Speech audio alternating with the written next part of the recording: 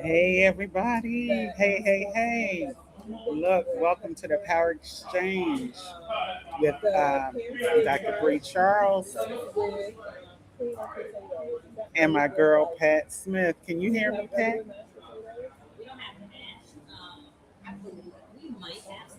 I don't know why I can't hear all of a sudden. You can hear me? Yes, I can hear you. Can you hear me? Okay, there you go. You back now. Okay. Like I said, welcome everybody to the Power Exchange. Okay. Today, right? So y'all have y'all girl all the way in Atlanta. Okay. Atlanta right now is so beautiful. Pat mad at me, y'all. I am.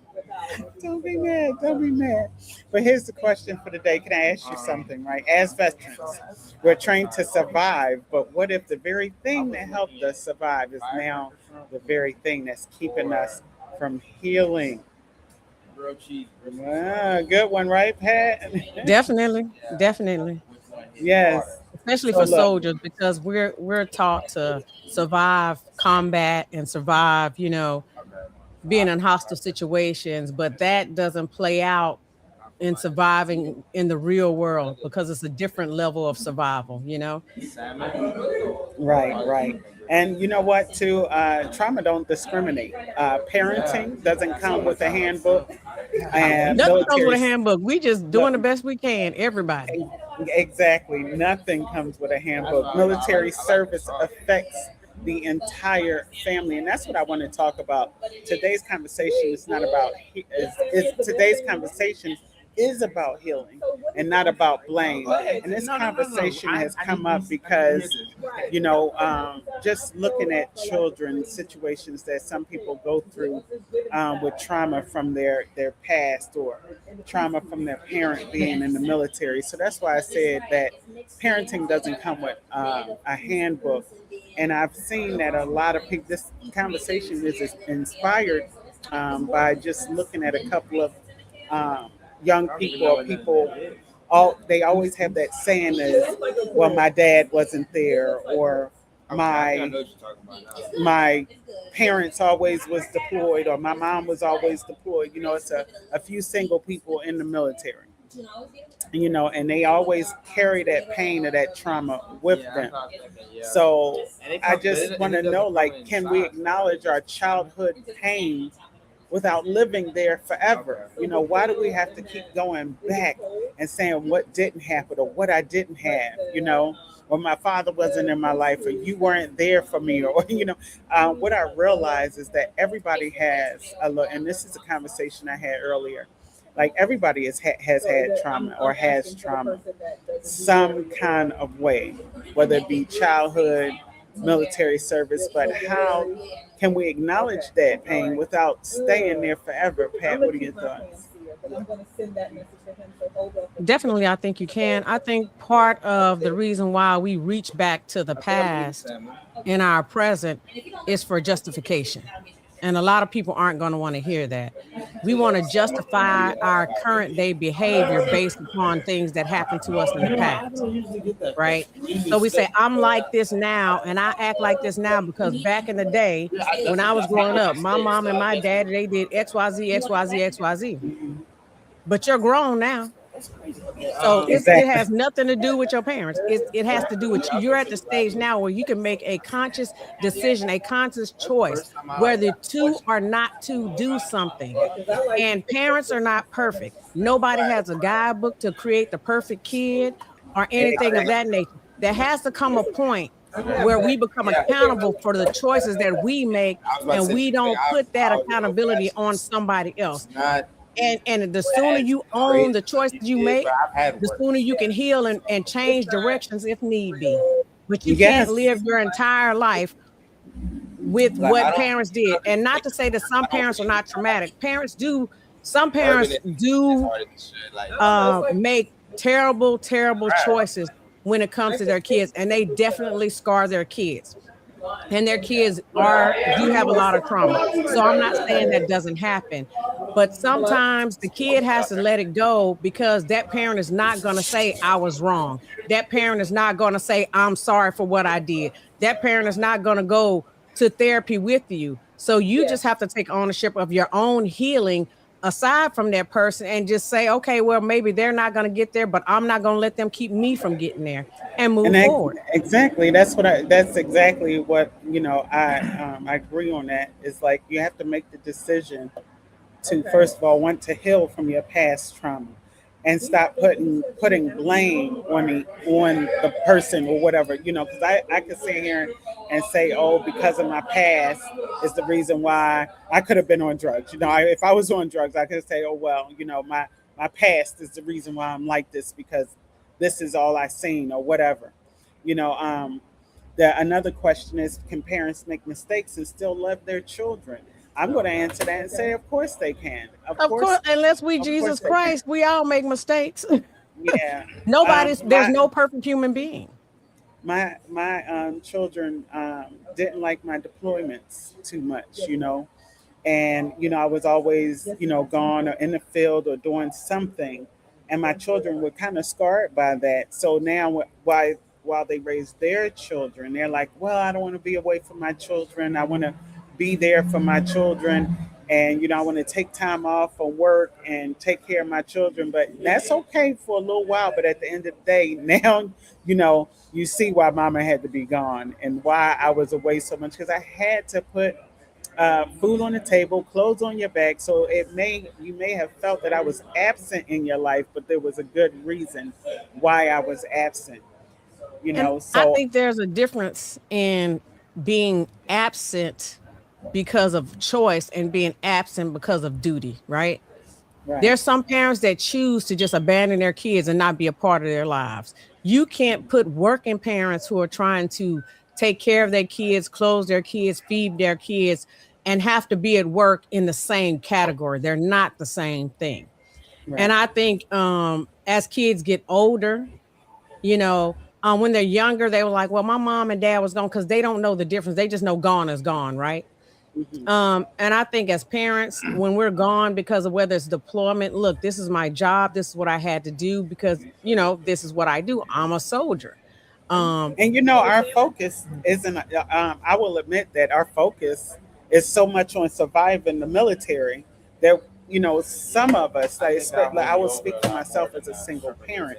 There are things that I wish I could go back and be like, I realize that my child is being bullied or hurt in this area, so I could go back and pay attention.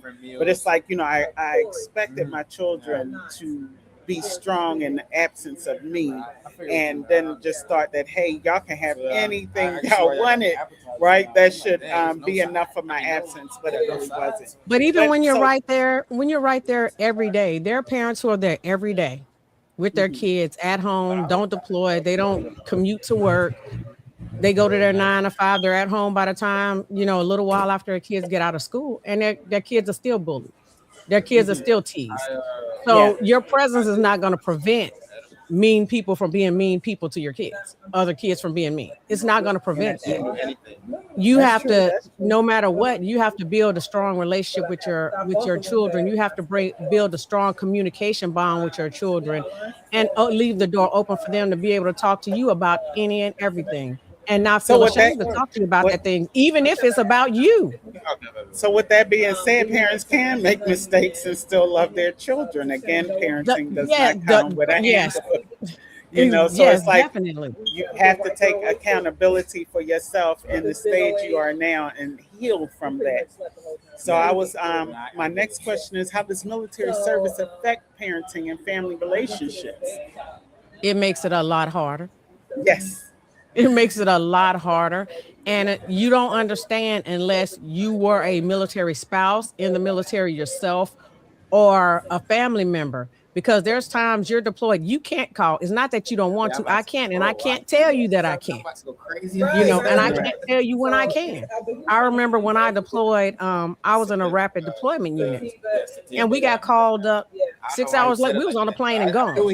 I remember my mom and my sister and my nephew meeting me. They missed the bus and they followed the bus to the way station. And my mom came to the bus door, and my first sergeant made a joke. He said, look, Campbell, don't be trying to run away, from the deployment. But it's the thing. like that. I was only able to call home. Look, this is the time. If you can make, you'll be able to see me before I go. I can't tell you where I'm going. I can't tell you when I return because this was in the wartime. I couldn't tell you anything. I can tell you I'm gonna be gone. I'll call you whenever and if I'm able to, but I'm not telling you that I will be able to. I handled it a little bit different, because I was a singer and I had girls. So it's like, my girls, I never forget having to leave them in Germany now, in a foreign country, and my daughter had just hit, the age of 18 where she could hold it down. But it's a very hard thing. It's a very hard thing when you have to leave your children and go somewhere. I didn't have a lot of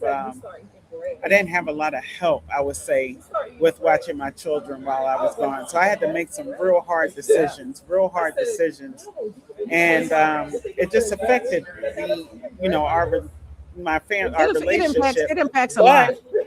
But they there's good always, things. my children would always say, "Mom, you were the best mom, doing the best with the best you could." So I appreciate that. Definitely, So, hey, because as they guys, got older, they understood your choices. You didn't choose to go on deployment; that was part of your job. And Right. I was in Germany as well, and my kids, and had the dual. We were dual military. We were both in the service at the same time, and we Yeah. had kids. And so we would go to the field at the same time. We'd go to the shooting range, gun range at the same time. Luckily, over in Germany, I was able to have a nanny because we're dual military. So I had somebody who only Oh, watched girl. my kids and their kids to be able to take care of my kids when I had those type of situations. But you're faced with a lot more as a military parent, and especially a military single parent.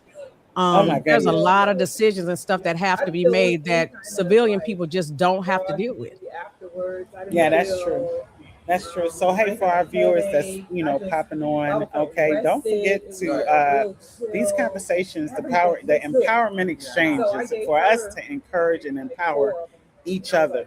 Okay, maybe this live that we do. Oh, and to mention, guys, that we have changed the lives time. We still come on here every Tuesday and Thursday, okay, at 7 p.m. now instead of noon. So we like to welcome you and encourage you to come on and join the conversation so we can empower each other, right? So today we are talking about, can we heal without blaming? This is for our military personnel, or maybe you're just in the workforce and you're a single parent or whatever. And some of the situations we face or some of the complaints that we hear is when children or someone says that they are the way they are today from their past pains or from their past trauma. So that's what the discussion is today. So my question is, when does survival mode become a barrier to healing?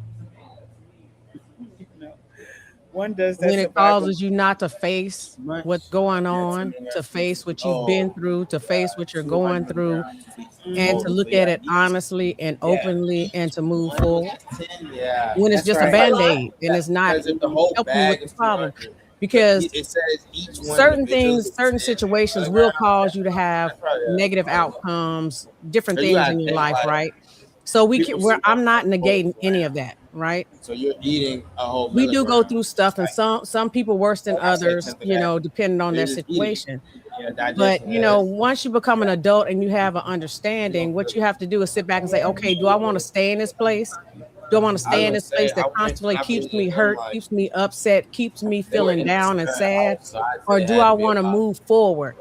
Because the some only people- person I can change is myself. You can't change those who hurt you. You can only Some change. people same are thing, take really half, stuck man. in I in smoke, the I'm like, in that's a all, phase I gotta where take half. I'ma eat this you whole can say, little hey, piece. if you need And help, we you need used to play taboo. mental help. And And I know man, that there are some people that say my dad some took a people piece too. just He did the half, don't but man, I don't have know the, what happened in the game. encouragement Me and my dad was just to go rolling and seek for the like- help. And I wonder why That's is true. that? Like, I forgot Why who is said that? Why do what, people? Some people but it just was like probably the staying funniest stuck in their answer we pain and their heard in our trauma, lives. We or was they don't dying. have unanswered things that And they then, just like, honestly, they stay stuck like, in that one Yeah, place. right. And they might have unanswered questions, like you're about to say, that the person that hurt them, they're looking for answers from that person, but there's answers that that person might not ever give them.